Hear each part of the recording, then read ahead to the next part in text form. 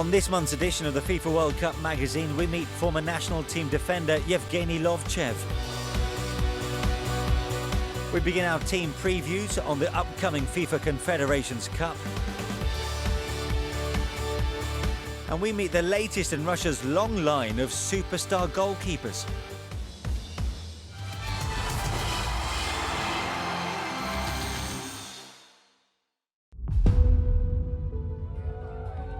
But we begin with the most recent milestone on the road to Russia. January the 30th marked 500 days to go until the 2018 FIFA World Cup kicks off at Moscow's iconic Luzhniki Stadium. To mark the occasion, a number of the host cities held events to commemorate the date. In Sochi, fans were treated to a show of fire and ice as former national team player YEVGENY LOVCHEV helped unveil a countdown clock.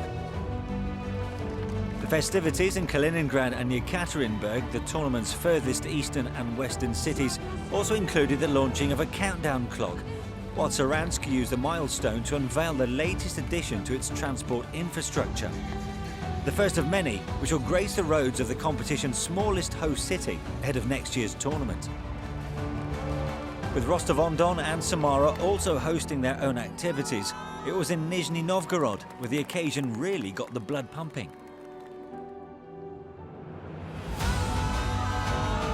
Fans here were invited to participate in a game called On the Fans' Way. Held on the city's main street, they had to complete a variety of tasks related to the FIFA World Cup. The event ended with the building of an art installation depicting the city's official 2018 poster on Minin and Poharsky Square, where the FIFA Fan Fest will be located in 2018. With all those attending the different events across Russia clearly enjoying themselves, the celebration served as a timely reminder that the kick-off to football's grandest stage is fast approaching.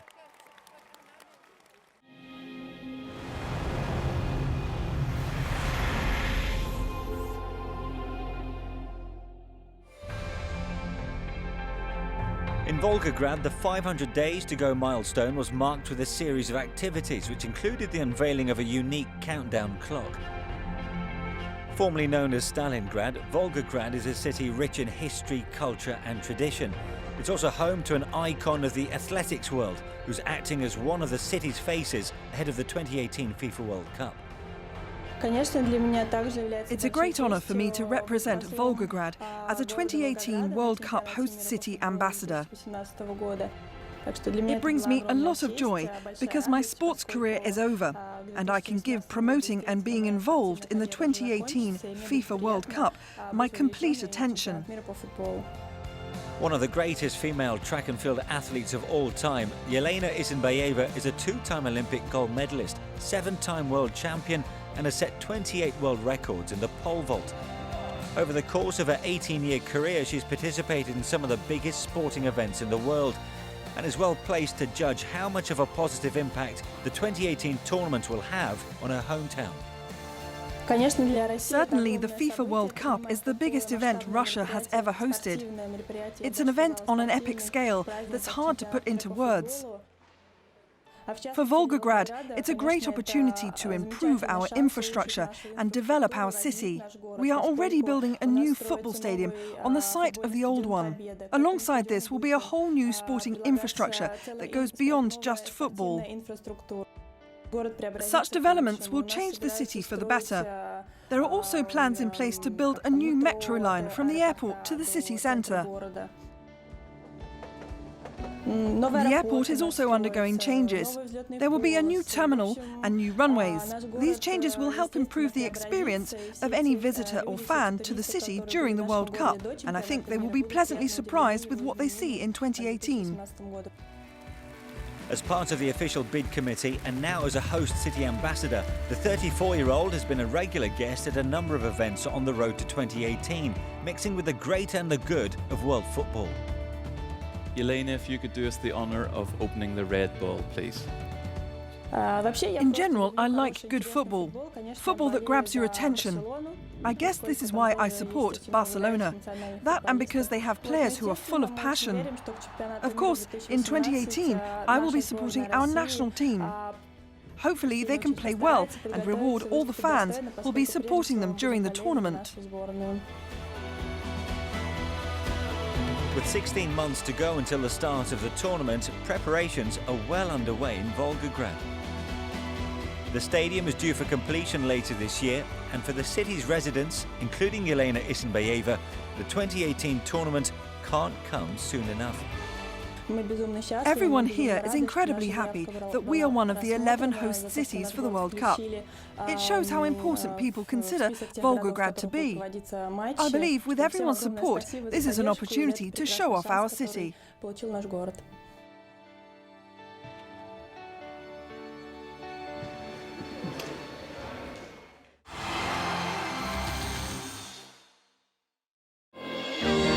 The 10th edition of the FIFA Confederations Cup is fast approaching, and this year's tournament will feature 3 teams from the same confederation for the first time: Russia, Portugal and the 4-time world champions Germany.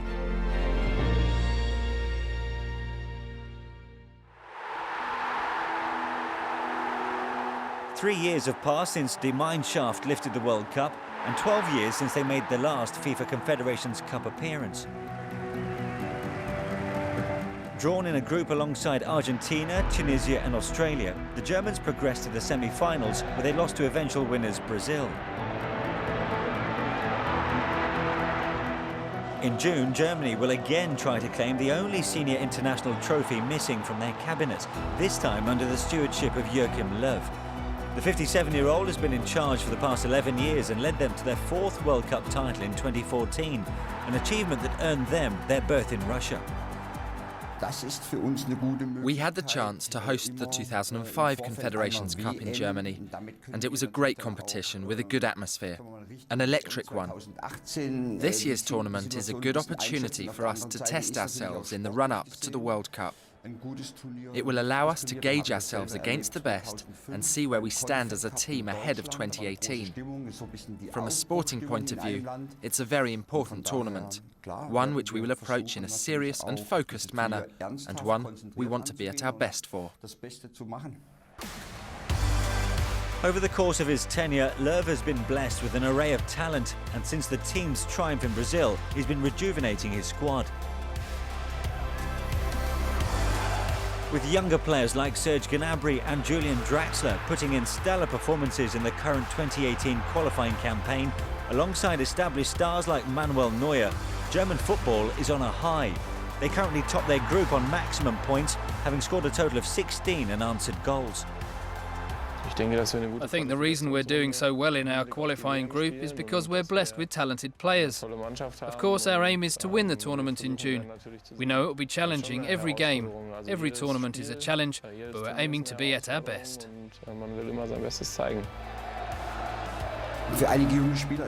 For some of the younger members of the squad, who haven't had any big tournament experience at international level, it's an opportunity to play against some of the best teams in the world. It allows them to step up and establish themselves in the team ahead of 2018.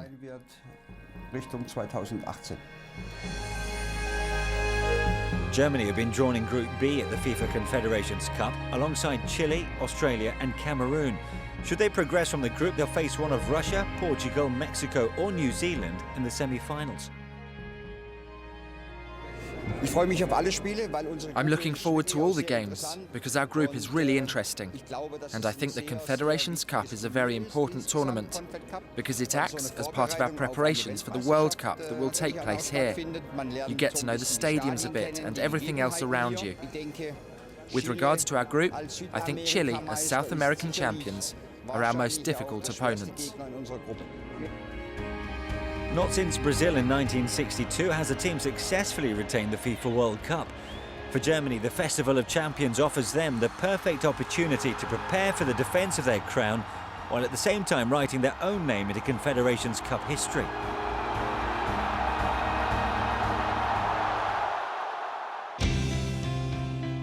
'18 will mark the 21st edition of the FIFA World Cup. Here to share his memories of the 1970 tournament is a former player long credited as the first man to receive a yellow card.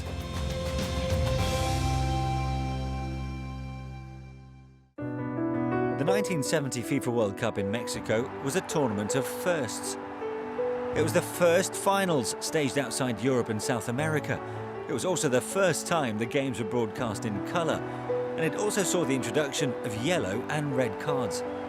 On the 31st of May 1970, Yevgeny LOVCHEV was part of the Soviet Union team that faced the hosts in the opening match. There was an amazing atmosphere. It was a very sunny day, and it was a feast for the senses. It's important to understand that there was a set procedure for the opening ceremony and what should happen before kick-off. According to protocol, the order was the two teams walk out and line up. Next were the welcoming speeches, before there were a number of dances and performances. All of this took about 40 minutes, which was challenging for us more northern people, as it was plus 40 degrees in the shade. We were not used to that type of heat.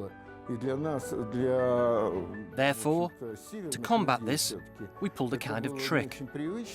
At the beginning, the team that walked out and lined up alongside our opponents was the reserves.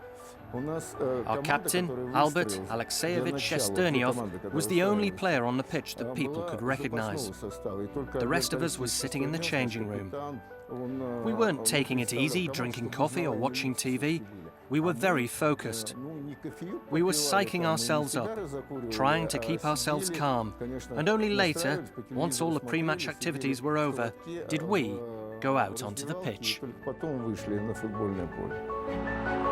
After an opening half an hour of few clear-cut chances came the incident that LOVCHEV would become synonymous with for the rest of his career.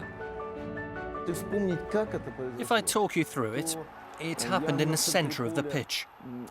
Behind me was a forward from the Mexican team. I can't remember his name because too much time has passed. But I was chasing him.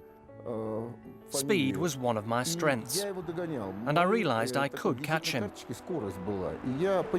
Unfortunately, as he got closer to the center of the pitch and we crossed the halfway line, he changed direction. I let him cross in front of me, but as I stepped from the right to the left, I grazed his heel and he went down. After I tackled him, I didn't understand why I was being booked. I will tell you, when you watch football, any time a defender or any player tackles an opponent, he always says to the referee, "How can you show me a card? I didn't touch him." It was the same for me. As you know, before that World Cup, the idea of booking a player didn't exist in football. The referee just used to run up to you and say, "I'm warning you," and "Next time, I will expel you."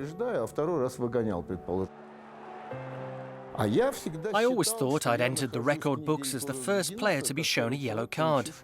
Then, a Russian journalist dispelled the notion when he wrote in a newspaper that it wasn't me. This perked my interest in the issue, and I went to see the famous Russian football historian Axel Vartanyan, who had videos of the match. Watching it back, you can see that in the 31st minute, Kaki Asyatiani, who was a Georgian member of the team, was shown the first yellow card. I received mine in the 34th minute. I guess it's possible to say that I was the first Russian. For me, as a media person, when someone told me I was in the record books for this, it was a good thing. When I was known as the first player to be shown a yellow card, things would happen on the pitch in games I was covering, and the commentators would refer back to me and that record. It was like my calling card. It was an advert for me, but it wasn't quite accurate.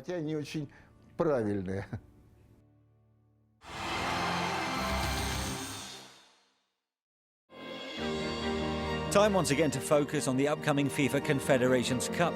3 nations will be making their maiden appearance at the tournament: hosts Russia, Chile, and reigning European champions Portugal.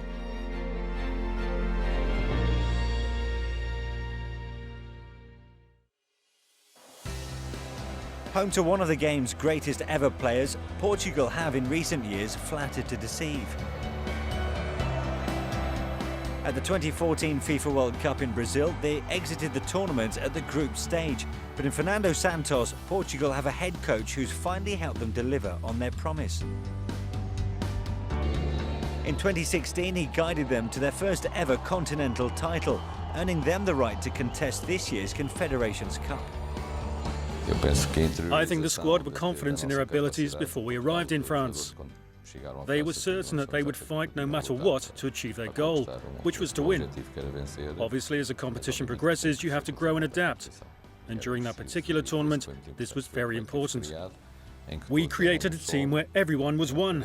We came together, creating a very strong spirit that transferred into how we performed during the matches. I think these two things, the players' quality on the pitch and this collective and strategic ability off it, together were decisive in what we achieved. Foram espetáculos do princípio ao fim e sempre acreditaram em nós. Muito obrigado a todos. Winning the Euros, I think this was the best achievement in my career. I'm not belittling my other trophy successes, the Champions League or the Club World Cup, but this success with Portugal was historic.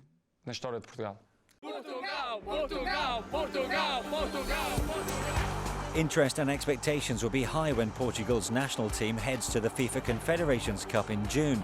Headlined by four-time World Player of the Year Cristiano Ronaldo, they'll start the competition as one of the favourites. He's a fundamental part of the team because his colleagues respect him, and Cristiano respects them. He's an excellent captain both on and off the pitch, because he's a great example to all the others, in his commitment, in the way he works, and in how determined he is to win. This leadership is important to the others. With the likes of Nani, Renato Sanchez and Andre Silva joining Cristiano Ronaldo in the team, Portugal boast an exciting and attack-minded squad. Their first match of the Confederations Cup will be against Mexico in Kazan on the 18th of June. They'll then head west to Moscow to take on the hosts before a final group encounter with New Zealand in St. Petersburg. If they can replicate the form and togetherness as a squad that carried them to their first major trophy, then another title may be on the cards. It's a great honour for Portugal and will naturally go there with ambitions to win it. Of course, we never start with a presumption that we'll win, but we always begin with the confidence that we are capable of playing any opposition and beating them.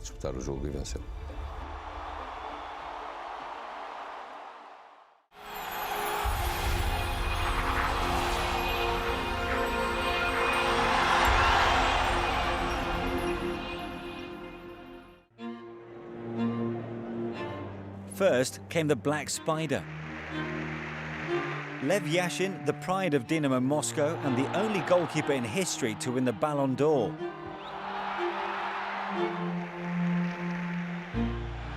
Then the Cat. Spartak Moscow's Rinat Desaev, who appeared at 3 consecutive World Cups for Sbornaya.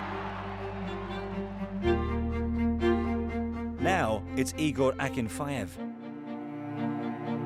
Captain of CSKA Moscow and winner of no less than 94 caps for the Russian national team since his debut in 2004. He continues his country's rich tradition of producing world-class goalkeepers. I'm sure many centuries will pass and people will still hold Lev Yashin in the highest regard. For me, he is the greatest goalkeeper of all time. So to be mentioned in the same breath as players like this is very flattering, but for me it's just pride. I haven't set any personal goal to be known as the greatest goalkeeper that's ever lived. Every goalkeeper that has reached the top level has been an admirer at some point, and I'm no different. The average fans can just enjoy the games, but for me, even from a young age, before I was a professional, I was studying and trying to learn from everyone that I watched. In the 90s, there was Stanislav Cherchesov, then Santiago Canizares, and of course Buffon. I don't think you should mould yourself exactly on others, but it's important to watch and appreciate how these famous goalkeepers played. Since saving a penalty as a fresh-faced 16-year-old on his CSKA debut, AKINFEEV has gone on to achieve unparalleled success. He's won 13 major trophies, including 6 Russian Premier League titles and the 2005 UEFA Cup with the Army Men. Ever since I was a small child, all I ever wanted to do was play for CSKA. At school, I would always skip PE class because I was afraid of getting injured.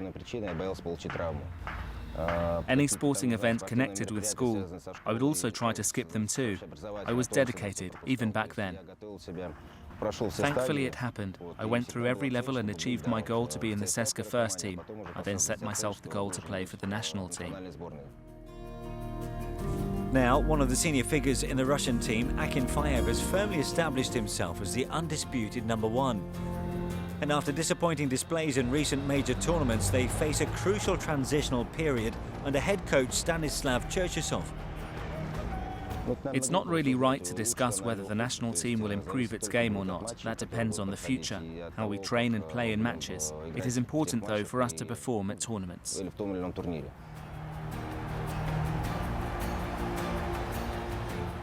I think at the 2014 World Cup I lacked psychological strength.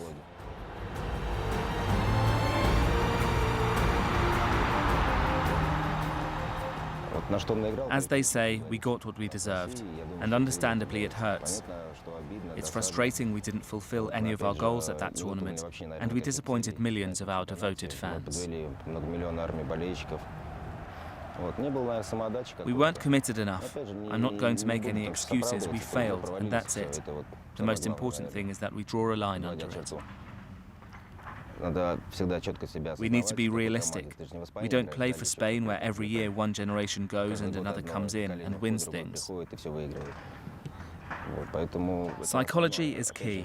Playing qualities are important, but psychology, especially when dealing with negatives, is invaluable, because you need to manage the negatives when there are failures as well as the positives.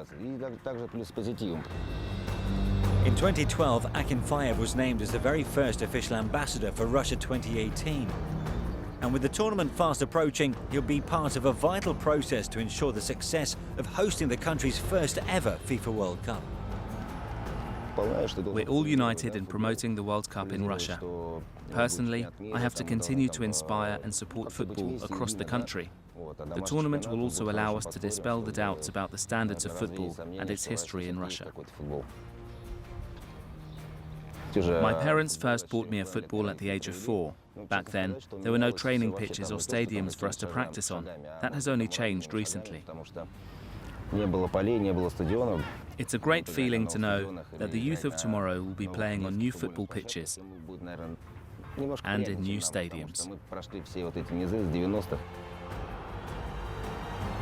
It's always exciting when a major event takes place in a country, and football events are the greatest of all. Since Russia has never hosted one before, it will probably be bigger and more beautiful than ever before.